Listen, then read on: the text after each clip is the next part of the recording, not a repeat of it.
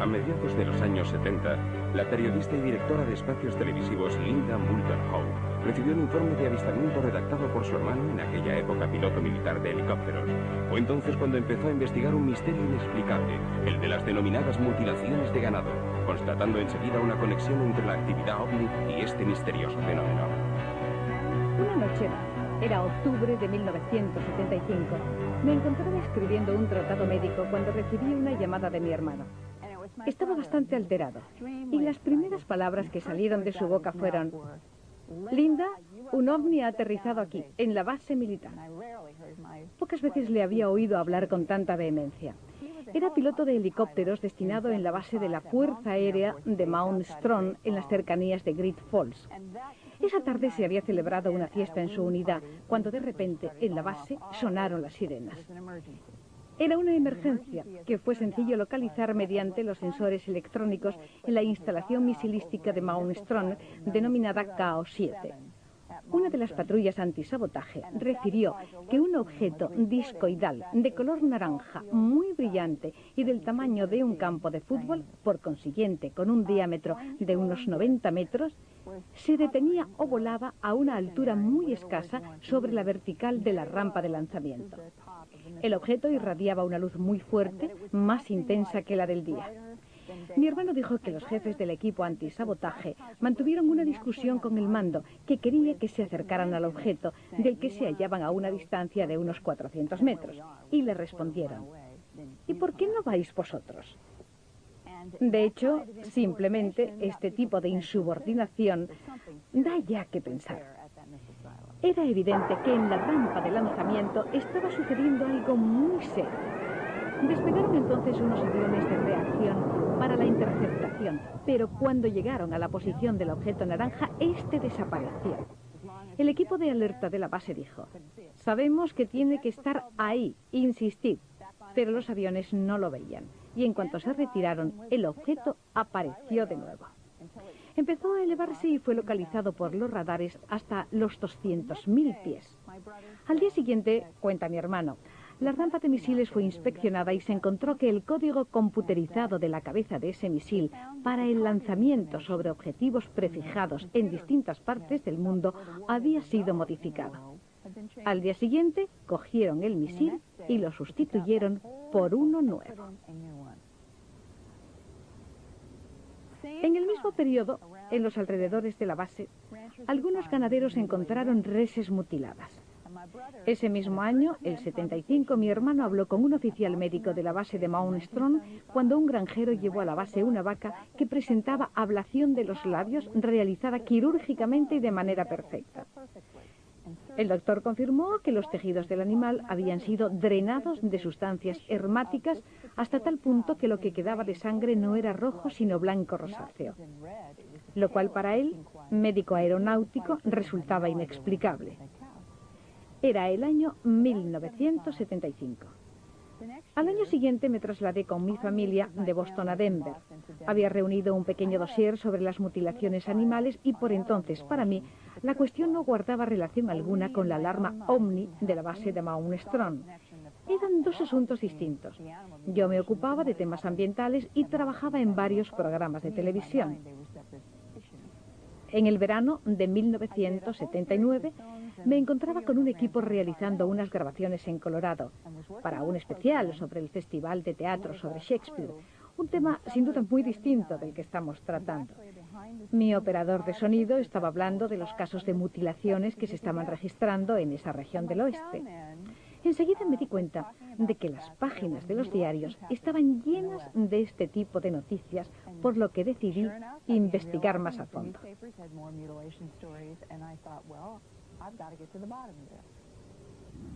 El fenómeno de las mutilaciones animales se remonta a fines de los años 60 y sé que en un principio atrajo la atención en todo el mundo de numerosas personas, aunque la mayoría pensaban que se trataba de la obra de animales predadores o de sectas satánicas.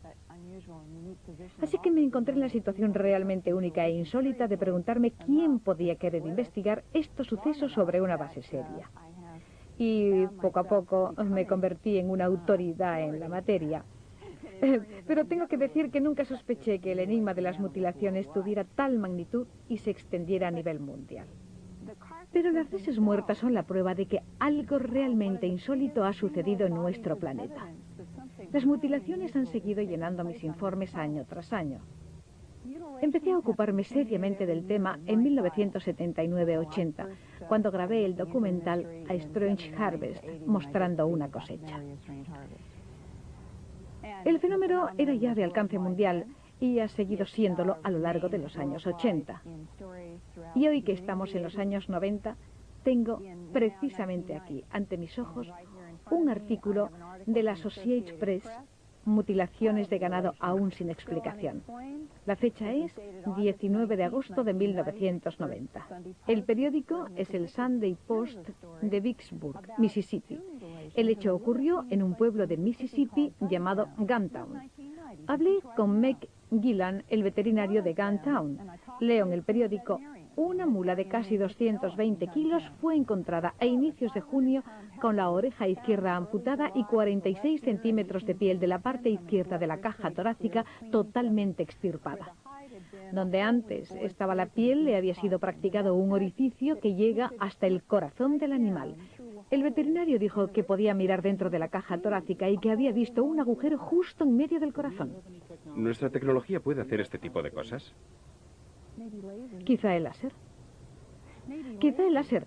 Pero la cuestión es, ¿qué circunstancias pueden haber impulsado a uno o más exponentes de la comunidad humana a ocuparse de una mula con una técnica láser en Guntown, Mississippi?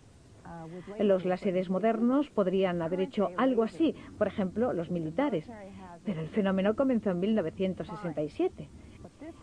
En aquellos días, el rayo láser se estudiaba aún en laboratorio.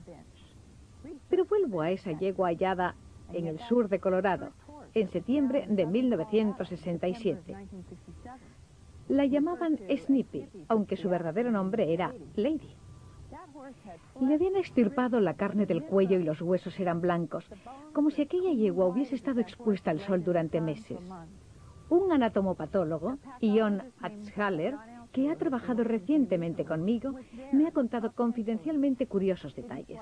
Los principales órganos internos de la cavidad torácica de la yegua hallada muerta en 1967 habían desaparecido. Pero lo que más le impresionó, este médico ha trabajado sobre muchos cadáveres humanos y animales, fue el hecho de que el animal carecía por completo de sangre. No había presencia alguna de fluido ni de sangre en la cavidad. Y se asombró ante el hecho de que los órganos internos de la yegua habían sido extirpados sin dejar rastro. Era el año 1967. Además, el anatomopatólogo tomó muestras de los tejidos del animal. Los llevó a Denver y, tras observarlos al microscopio, refirió que había detectado la existencia de un calor muy elevado justo en los bordes de las heridas. Repito, era el año 1967. En el verano de 1989 trabajamos juntos para tomar muestras de tejidos de 9 animales mutilados encontrados en Arkansas, Oklahoma y Missouri. Y encontramos otro en diciembre en Idaho. Hablamos, por consiguiente, de 4 estados distintos. Al microscopio, el anatomopatólogo halló los mismos signos de calor en los bordes de las heridas.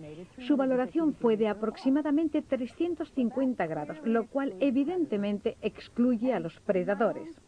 He intercambiado opiniones en diversas ocasiones con representantes de la ley a propósito de las mutilaciones y los cultos satánicos, pero todavía no he conocido a ninguno que en privado admita que la responsabilidad de estos hechos deba atribuirse a los ritos satánicos.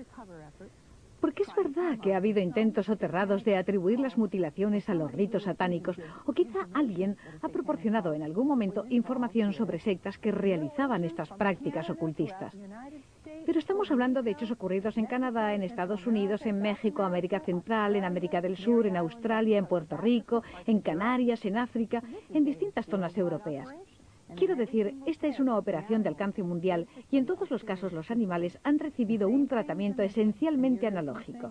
Siempre los mismos órganos extirpados, orejas, ojos, los maxilares siempre seccionados de la misma manera y en el interior todo extirpado. Estamos hablando de huesos perfectamente limpios en animales que están todavía calientes al tacto. La lengua ha sido siempre seccionada en vertical hasta la garganta. Los genitales han sido en general extirpados mediante una incisión oval. Y las mamas de las vacas con cortes cuadrados u ovales. Toda la mama o solo algunas partes de ella o variantes de esta índole. Y el recto vaciado.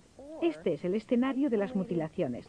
Y ningún indicio de sangre fluida. La sangre había sido drenada. Esto sucedía en los años 70. Veterinarios y personas con conocimientos médicos han examinado a algunos de los animales y han constatado, observando los tejidos, especialmente los musculares, que la sangre había sido extraída tan minuciosamente que la carne se había tornado de un color rosa pálido.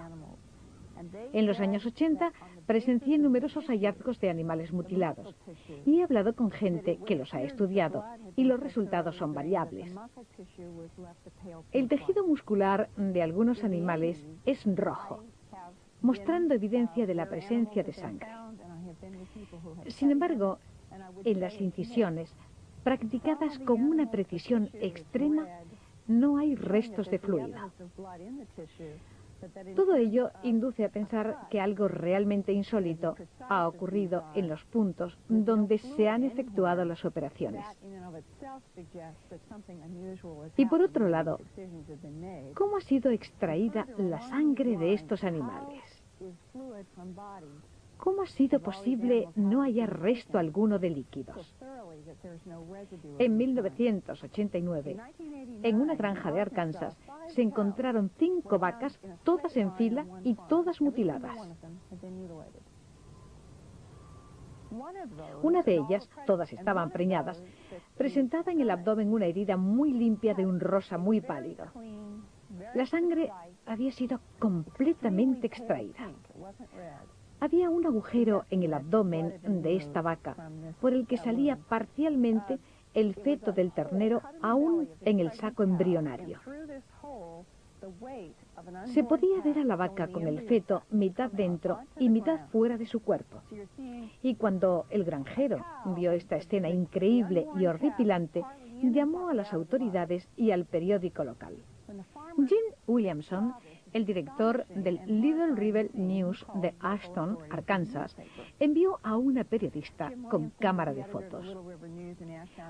Fue la primera en llegar, unas 5 horas después de que fueran hallados los animales. Fuera del saco embrionario, el suelo donde se encontraba el ternero estaba totalmente seco.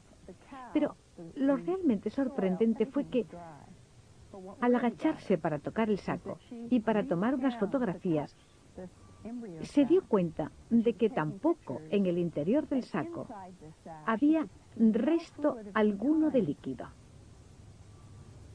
El líquido amniótico se había evaporado completamente. Estos sucesos han desconcertado a muchas personas. Estamos hablando de cosas que pasan desde hace más de un cuarto de siglo. El fenómeno es de alcance mundial. Se ha desarrollado durante décadas y nadie ha sido nunca detenido por estos delitos. Las mutilaciones y las inexplicables operaciones quirúrgicas efectuadas sobre el ganado continúan todavía hoy en todo el mundo.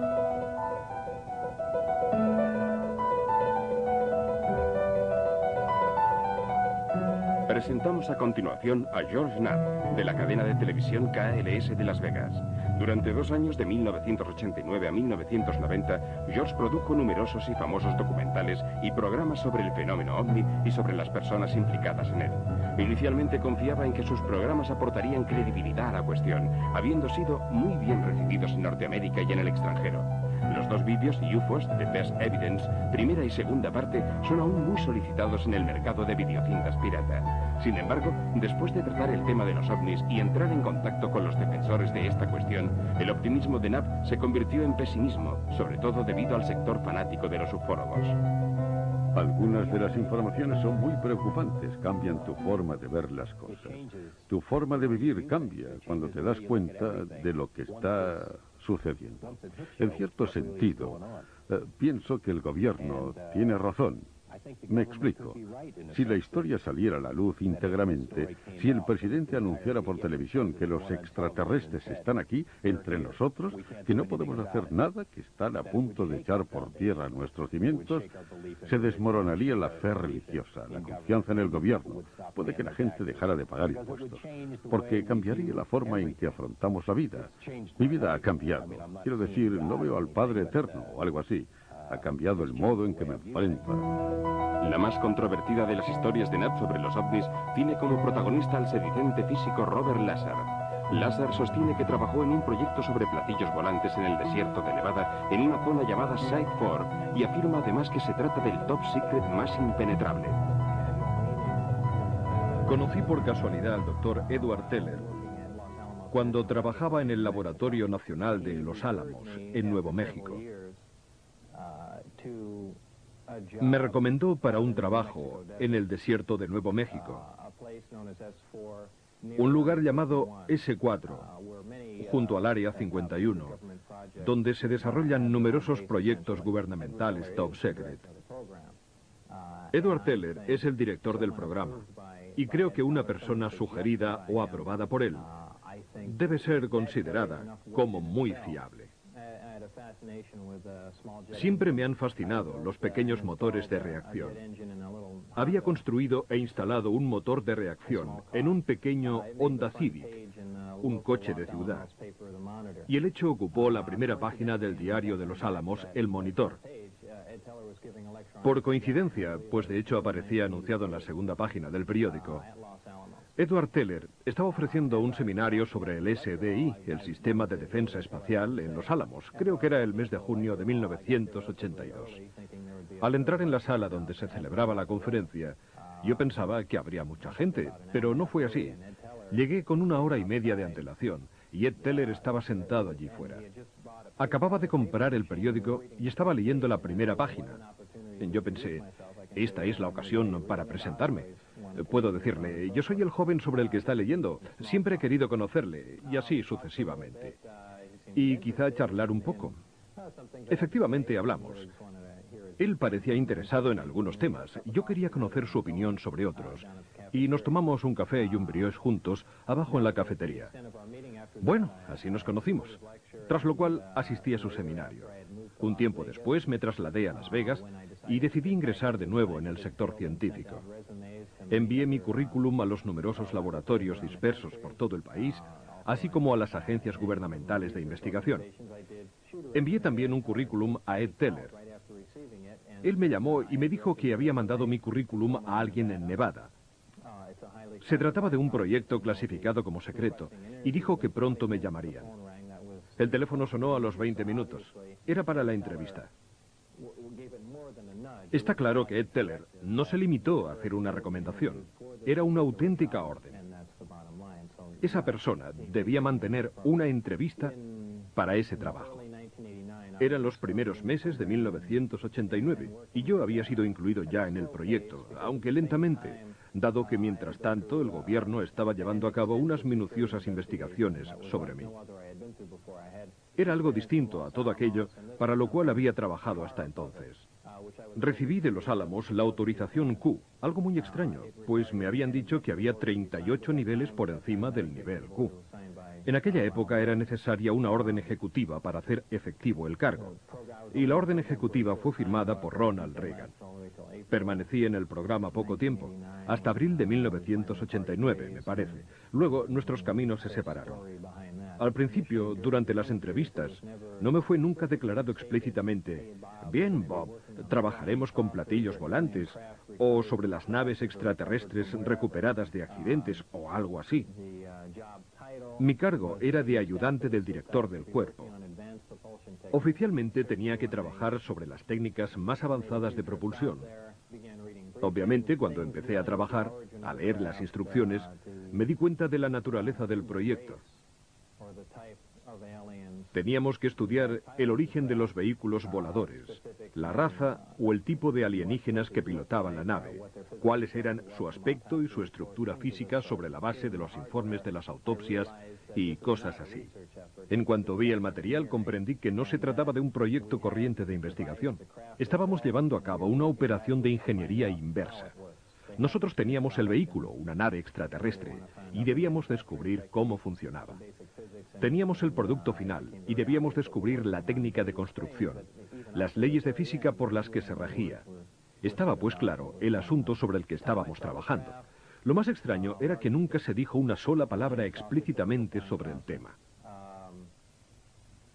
Vi el vehículo volador, un gran platillo, un platillo volante, el típico platillo volante. Incluso entonces pensé, bueno, esta es obviamente una nueva creación del gobierno, una especie de objeto volador experimental, quizá un avión de combate del futuro, lo cual explica todas las locas historias sobre los platillos volantes, y nosotros tenemos que probar este aparato.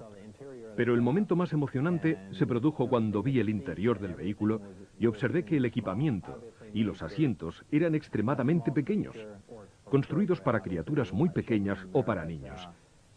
Naturalmente los niños no habrían tenido permiso para entrar, pero esto sucedía antes de que yo entendiera de qué se trataba. Estamos hablando de cosas extrañas y de tecnología que no existe. Las investigaciones a realizar sobre el vehículo habían sido repartidas minuciosamente. Había un grupo que se ocupaba específicamente del equipamiento para la navegación, otro de la metalurgia del vehículo, y otro más que trabajaba en la propulsión sobre el sistema de empuje del vehículo, que era aquel del cual se ocupaba mi grupo. Es decir, un sistema de investigación que permitía estudiar y entender a fondo lo que estaba ante nosotros. Así, en poco tiempo, ya que esa era nuestra única tarea, logramos reunir bastante información sobre el funcionamiento del vehículo. Es casi imposible comprobar mi empleo allí. En Los Álamos han negado que yo trabajara alguna vez allí, del mismo modo que hizo Kiermaier, el subarrendador de Los Álamos. Pero hemos encontrado una agenda telefónica del laboratorio con mi nombre. Había colegas que estaban dispuestos a testificar a mi favor, pero en general Los Álamos había mantenido todo oculto, negando incluso que yo viviera o hubiera vivido alguna vez en la ciudad, aun siendo conocido por muchas personas. Cuando Lazar fue citado en 1990, el juez confirmó también que el científico resultaba ser un hombre carente de ciudadanía. Qui c'è un fascicolo W2 che dimostra che Lazar ha lavorato per i servizi dell'intelligence navale degli Stati Uniti. E vedo ancora che il suo nome è presente in un'agenda del telefono del Laboratorio Nazionale di Los Alamos.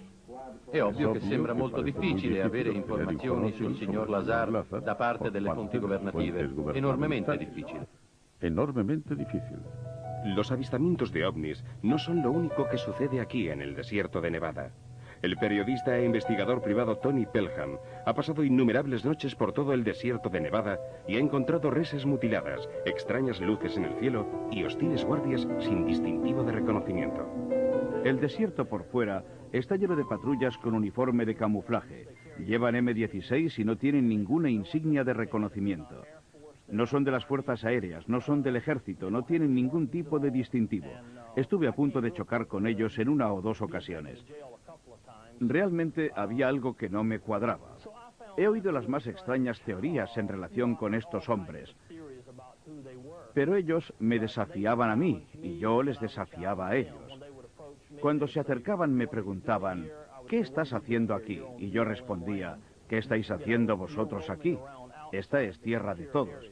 Estaba rondando alrededor de un área prohibida.